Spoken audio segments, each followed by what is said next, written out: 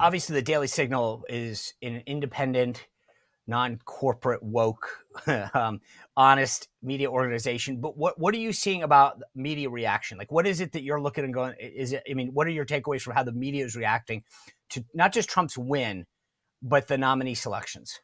Yes. Well, Sean, thanks for having me back today. And I will say this. One of the things that I think we saw right out of the gate was this disbelief, and there was a state of shock by so many journalists, and that's because they live in their elitist bubbles. And I think that they genuinely were surprised that Donald Trump performed as well as he did. It just goes to show how out of touch they are. Just as you and I've talked about in the past, they were shocked in 2016. They were equally shocked this time. Now Donald Trump is doing the exact same thing when it comes to his picks for nominees.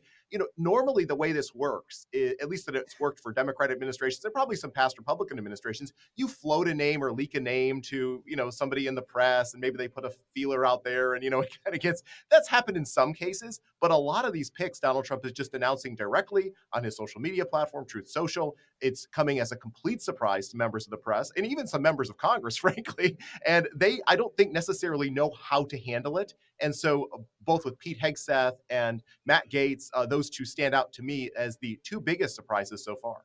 Yeah, I want to get into the nominees in a second. Patrice, I was walking the dog this morning and I bumped into a neighbor, and he pointed out something rather astute, which is when Donald Trump won the first time, the ratings for these left-wing groups, the media outlets that I was just talking to Rob about, CNN, MSNBC, et cetera, all went up, right? I mean, their ratings went through the roof. It was like they were the loyal opposition. Look what's happening now. The Washington Post lost like 200 subscribers. MSNBC, I talked about this yesterday. Every show is, led by Stephanie Ruhle, down 67%. Congratulations, Steph. And then you look at CNN talking about massive cuts to their talent. ABC's talking about people like George Stephanopoulos getting massive cuts, right? It's interesting, the difference in the shift in the dynamic, right? It's the first time it was and I actually think it was a fascinating observation. First time, all the media flourished. It was like, we got to be the resistance. This time it's like cut slash. Well, it's because of, I think, the rise and the power and preeminence of podcasts like yours and like so many of the others that are not just political podcasts, but podcasts that speak to people's everyday life.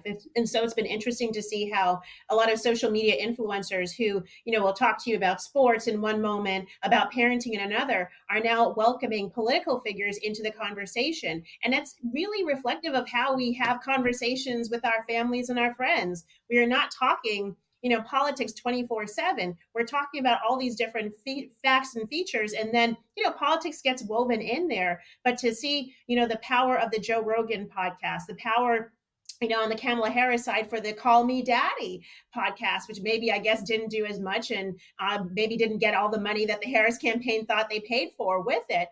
But it's so indicative of how the mainstream media has been bypassed because their bias has actually put themselves out of work. And people are able to find other sources of information and knowledge, and policymakers like President Trump and his campaign were smart to really latch onto that, to hit that youth, that disengaged male vote, which came out really surprisingly very strong for him. Now that I know that she paid to go on Call Her Daddy, I'm trying to figure out, when do I get to the point when I don't think any of you would pay me $1 to come on. So I've got a ways to go before I get paid. But I'm thinking to myself, maybe that's a good idea.